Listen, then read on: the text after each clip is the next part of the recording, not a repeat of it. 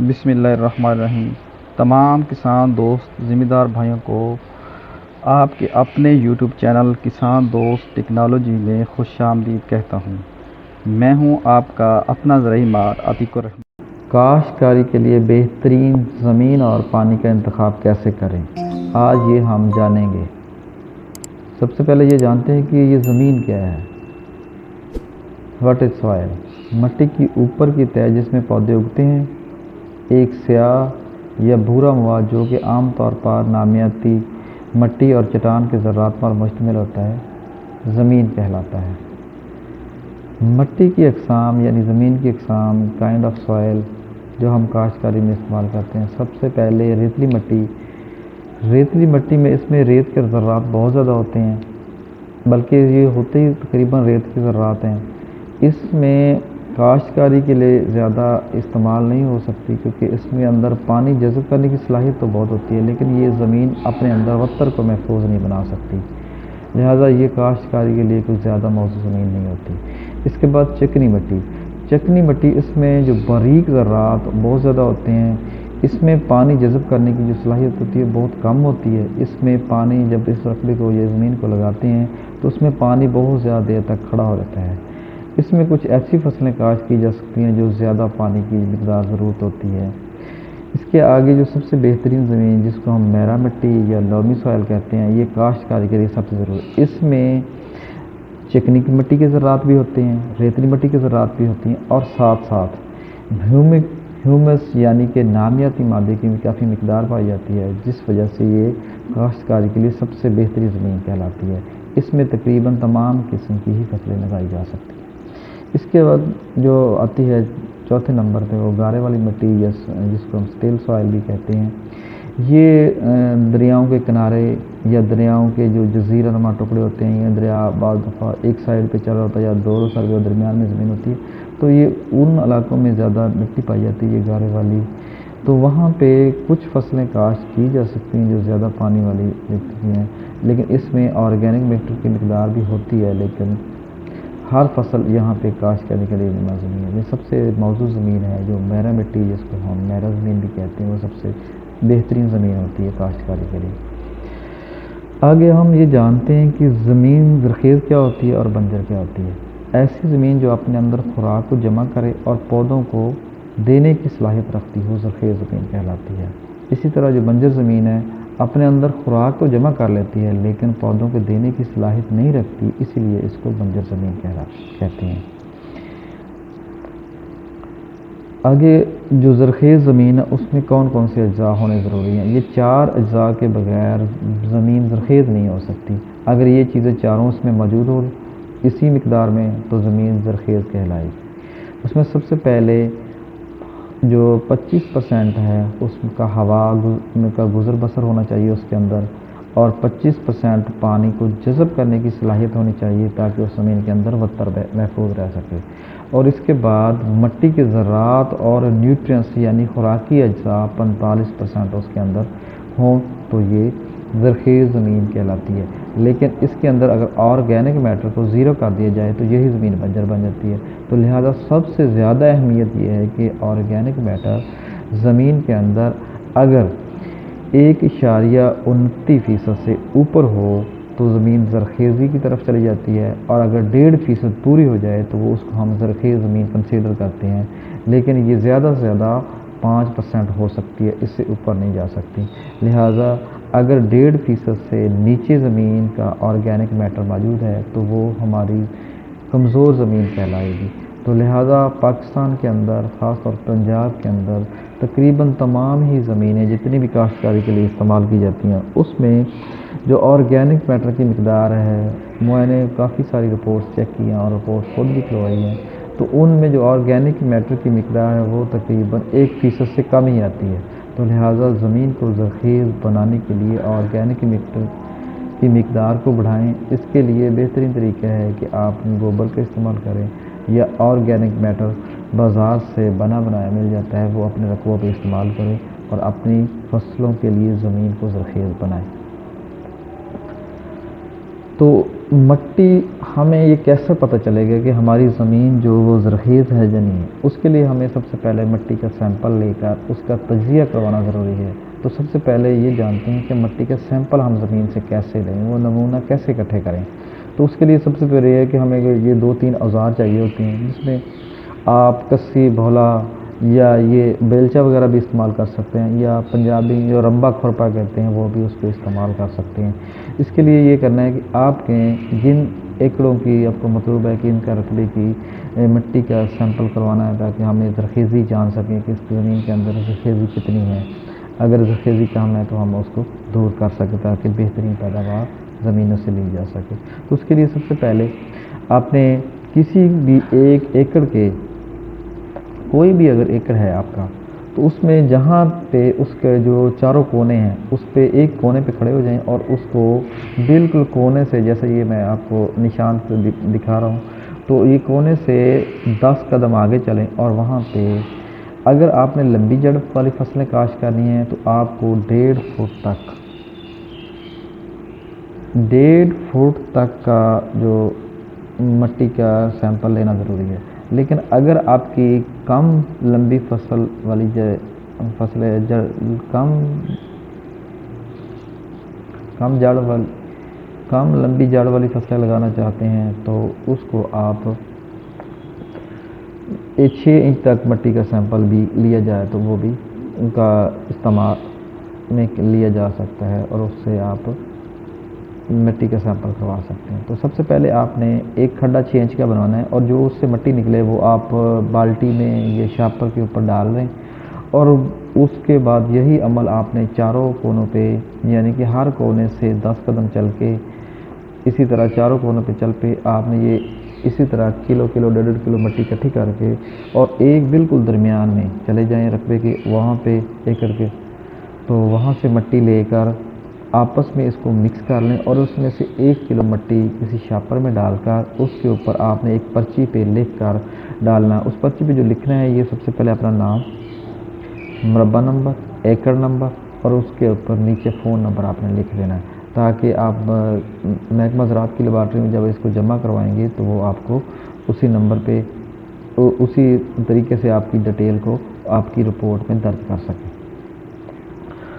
تو یہ تو ہے اس کا، لیکن اس کے بعد جب آپ مٹی کے سیمپل کروانے کے بعد جو رپورٹ آئے گی تو وہ کچھ اس طرح نظر آئے گی آپ کو۔ تو اس کو اگر آپ کو یہ رپورٹ پڑھنا آتی ہے تو آپ کو پتہ چل جائے گا کہ آپ کی زمین زرخیز ہے، کمزور ہے، یا اس میں کیا کمیاں ہیں، تو ہم اس کو کمیوں کو کیسے دور کر سکتے ہیں، یہ آپ کو پتہ چل سکے گا۔ سب سے پہلے جب زمین کا تجزیہ کی تو اس رپورٹ میں سب سے پہلے EC یعنی کہ الیکٹرک کنیکٹیویٹی یعنی برقی وصل، یعنی ایسے کہہ سکتے ہیں کہ زمین کے اندر نمکیات کی حل پذیری کو جانچا جاتا ہے۔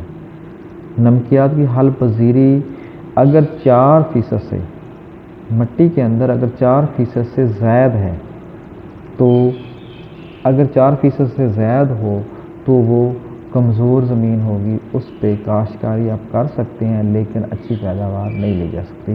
تو لہٰذا برقی موصل جہاں پہ 4% ہو تو وہ بہترین ہے، اگر 4% سے اوپر ہے یا نیچے ہے تو پھر آپ کی زمین میں مسئلہ ہے۔ تو مٹی کا تعامل یعنی کہ pH، دوسرا جو چیز ہے وہ pH ہے، جس کو ہم عام طور پہ لوگ زمیندار بھائی زمین کا بخار بھی کہتے ہیں۔ تو یہ زمینوں کا جو بخار ہے یا مٹی کا تعامل جو pH ہے یہ 5.5 سے لے کر 7.5 ہو تو یہ آئیڈیل ہے، یہ آپ کی اچھی زمین ہے، اس پہ ہر قسم کی فصل لگائی جا سکتی ہے، کیونکہ وہاں پہ ہر قسم کی اجزاء، خوراکی جو اجزاء ہوتے ہیں وہ پودوں کو اویلیبل ہو جاتے ہیں۔ لیکن اگر pH زیادہ ہو جائے تو جو خوراکی اجزاء ہیں کچھ اجزاء پودوں کو نہیں مل پاتے، کیونکہ ان کی کمپاؤنڈنگ یا وہ بانڈ بنانے شروع کر دیتے ہیں، یعنی کہ زمین کے اندر اس کی فکسنگ ہو جاتی ہے جس سے پودوں کو خوراک نہیں مل پاتی۔ اسی طرح نامیاتی مادہ، آرگینک میٹر، زمین کے اندر اگر 1.5% سے اوپر یا 1.5% نامیاتی مادہ ہو تو وہ زرخیز زمین کہلاتی ہے، اگر اس سے نیچے ہے تو آپ کی وہ کمزور زمین ہے۔ تو کمزور زمین کے اندر آپ کو پتہ ہے کہ بہترین پیداوار نہیں لی جا سکتی، لہٰذا یہ نامیاتی مادہ آپ کی زمینوں کے اندر 1.5% یا 1.5% سے اوپر ہونا ضروری ہے. اگر اس سے کم ہے تو آپ کی زمین کمزور ہے. تو یہ جیسے آپ یہ رپورٹ میں دیکھ رہے ہیں، اس میں صرف 53 آ رہی ہے، 53، تو یعنی یہ کمزور زمین ہے. تو آگے زمین کی زرخیزی کو جانچنے کے لیے اس کے اندر فاسفورس کی مقدار کو جانچا جاتا ہے. تو اگر فاسفورس کی مقدار 14 ppm سے اوپر ہو تو زمین زرخیز کہلاتی ہے. اگر 14 ppm سے نیچے ہے تو زمین کمزور کنسیڈر کی جائے گی. تو اسی طرح زمین کی زرخیزی جانچنے کے لیے پوٹاش کی مقدار کو بھی جانچا جاتا ہے. اگر اس کے اندر پوٹاش کی مقدار 180 ppm سے اوپر ہے تو زمین زرخیز کہلائے گی، تو اس میں پوٹاش کی ڈالنے کی ضرورت نہیں پڑتی. لہٰذا جیسے ہی آپ رپورٹ میں دیکھ رہے ہیں تو یہ پہلی لائن میں 147، یعنی یہ بھی اس کے اندر بھی فاسفورس کی کمی ہے، یعنی اس کو ہم کمزور زمین کہیں گے یا کم زرخیز زمین کہیں گے. اس کے بعد یہ جو فیصد سیرگی ہوتی ہے، یعنی کہ زمین کے اندر جذب کرنے کی صلاحیت، یعنی نمکیات کو جذب کرنے کی جو صلاحیت ہوتی ہے، یہ وہ کہلاتی ہے. زمین کی قسم یا سوائل سٹرکچر، یعنی کہ ہم یہ جان سکتے ہیں کہ یہ اس خانے سے یہ پتہ چلتا ہے کہ زمین آپ کی ریتلی ہے، چکنی ہے، لومی یعنی کہ میرا مٹی ہے. یہ اس سے پتہ چلتا ہے. اس مٹی سے یہ تو پتہ چل رہا ہے کہ یہ مٹی تو میرا ہے، لیکن اس کے اندر شور کی مقدار بہت زیادہ ہے، یعنی کہ سفید شور زیادہ ہے. تو سفید شور کو کنٹرول کرنے کے لیے آپ جپسم کا استعمال کریں. اگر زمین میں آپ کی رپورٹ میں زمین کے اندر اگر کالا شور ہو تو اس کے لیے آپ نے گہرا ہل چلانا ہے، اور ہل چلانے کے بعد اس کو پانی سے بھر دے تو آپ کی زمین کے اندر جو کالے شور کی مقدار کم ہونی شروع ہوگی. اور یہی عمل اگر آپ 2-3 دفعہ کریں گے تو آپ کی زمین قابل کاشت ہو جائے گی. تو اس کے بعد ہم جانتے ہیں کہ زرخیز زمین کی اقسام کتنے ہیں. زرخیز زمین کی 3 اقسام ہیں: کمزور زمین، درمیانی زمین اور میرا زمین. کمزور زمین کی علامت یہ ہے کہ اس میں 7 ppm سے کم فاسفورس ہوگی، اور اس میں جو پوٹاش کی مقدار وہ 80 ppm سے کم ہوگی. اور درمیانی زمین میں 7 سے 14 ppm تک فاسفورس ہوگی، اور اسی طرح اس میں پوٹاش کی مقدار 80 سے 150 تک ہوگی. اور میرا زمین کے اندر 14 ppm سے اوپر فاسفورس موجود ہوگی، اور 180 ppm سے اوپر پوٹاش کی مقدار موجود ہو تو وہ زمین زرخیز کہلاتی ہے. تو اس طریقے سے بھی آپ زمین کی زرخیزی کو جان سکتے ہیں، جانچ سکتے ہیں.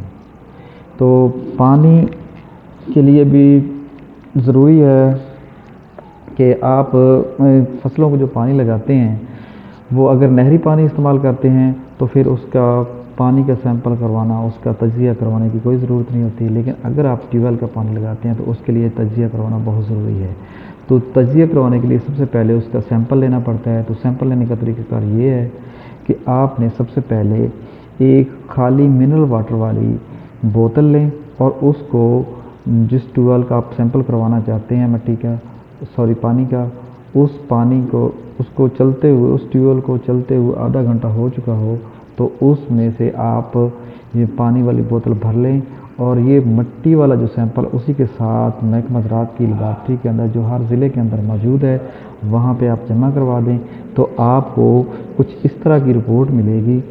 اس میں سب سے پہلے اس کی گہرائی لکھی ہوگی، پھر اس میں برقی موصلیت لکھی ہوگی، کیلشیم میگنیشیم کی مقدار لکھی ہوگی، سوڈیم کی لکھی ہوگی، carbonate, by carbonate, chloride, sodium کی جذبی سطح اور زائد سوڈیم کاربونیٹ. پھر اس کے آگے کیفیت، یعنی وہ پانی فٹ ہے یا نہ فٹ ہے. تو اس کی سب سے پہلے ہم برقی موصلیت جانتے ہیں، یعنی کہ الیکٹرک کنڈکٹیوٹی. اس کا مطلب یہ ہے کہ پانی کے اندر حل پذیر نمکیات کی مقدار اگر یہ 1000 تک ہوں تو آپ کی زمینوں کے لیے وہ پانی استعمال کرنے کے لیے موزوں ہے. اگر 1000 سے 1200 تک ہے تو پھر آپ ٹیوب ویل والے پانی کو نہر والی پانی کے ساتھ ملا کے استعمال کریں گے تو آپ کی فصلوں کو نقصان نہیں کرے گا. لیکن اگر اکیلا کریں گے تو زمین کو، زرخیزی کو خراب کرے گا، اور ساتھ آپ کی فصل کی پیداوار کو بھی متاثر کرے گا. اس کے بعد سب سے جو ضروری چیز ہے وہ کلورائڈ ہے۔ اگر کلورائڈ 4.5% سے اوپر ہو تو آپ کا پانی خراب ہے، یہ موضوع نہیں ہے زراعت کے لیے، آپ فصلوں کے لیے اس کو استعمال نہ کریں۔ لیکن اگر اس سے کم ہے تو پھر بھی نہ استعمال کریں، لیکن بہترین جو اس کی مقدار ہے کلورائڈ کی وہ اگر 4.5% آ رہی ہے تو پھر آپ کا موزوں ترین پانی ہے۔ لیکن اگر یہ پانی اس طرح آ رہا ہے تو اس کو ٹھیک کرنے کے لیے کچھ طریقے استعمال کر سکتے ہیں کہ آپ اس کے ساتھ جپسم کا پتھر استعمال کریں پانی کے اندر، یا اس کے ساتھ سلفیورک ایسڈ استعمال کر سکتے ہیں، جس سے آپ کا پانی کچھ قدرے بہتر ہو جائے گا اور زراعت کے قابل استعمال ہو جائے گا۔ اب یہ جانتے ہیں کہ کاربونیٹ اور بائی کاربونیٹ، کاربونیٹ اور بائی کاربونیٹ کی جو مقدار ہے اس کو جمع کر کے کیلشیم اور میگنیشیم کی مقدار سے جب اس کو نکالیں گے تو جو آپ کی جو جاذبی سطح ہے، جو سوڈیم کی زائد کاربونیٹ ہے، جو سوڈیم زائد کاربونیٹ ہے وہ آپ کو معلوم ہو جائے گا۔ اور اگر یہ 1.25% تک سوڈیم کاربونیٹ زمین کے اندر ہو تو پانی آپ کا اچھا ہے، لیکن اگر اس پانی میں یہ مقدار 2.5% سے زیادہ ہو جائے تو یہ پانی آپ کا خراب ہو جائے گا۔ تو اس کو نہر کے پانی کے ساتھ ملا کے تو آپ استعمال کر سکتے ہیں، اگر اکیلا استعمال کریں گے تو یہ آپ کے پانی آپ کے رقبے کو بھی خراب کرے گا اور آپ کی پیداوار فصلوں کی کم آئے گی۔ اسی طرح جو سوڈیم کی جذب کرنے کی جو نسبت ہے اگر وہ 6% سے اوپر ہو جائے تو یہ بھی آپ کا پانی خراب ہوتا ہے۔ یہ والا پانی اگر آپ ریتلی زمین میں لگائیں گے تو اتنا نقصان نہیں کرتا، لیکن اگر اسی پانی کو اگر چکنی مٹی والی یا جہاں پہ بھاری سخت مٹی ہے، یعنی یہاں پہ پانی جذب کم ہوتا ہے، وہاں پہ لگائیں گے تو اس زمین کو مزید سخت کر دے گا اور اس کی جو پانی جذب کرنے کی صلاحیت وہ کم ہو جائے گی، یعنی کہ اس کی جو زرخیزی ہے وہ کم ہونی شروع ہو جائے گی اور بظاہر ہے کہ پھر اس کی پیداوار بھی کم آئے گی۔ تو اس طریقے سے ہم پانی کی رپورٹ کی مدد سے ہم کاشتکاری کو بہتر بنا سکتے ہیں۔ مزید زرعی معلومات حاصل کرنے کے لیے کسان دوست ٹیکنالوجی یوٹیوب چینل کو سبسکرائب کریں، لائک کریں، شیئر کریں اور بیل آئیکن کو پریس کریں تاکہ ہر آنے والی نئی زرعی معلومات آپ کو بر وقت مل سکیں۔ فی امان۔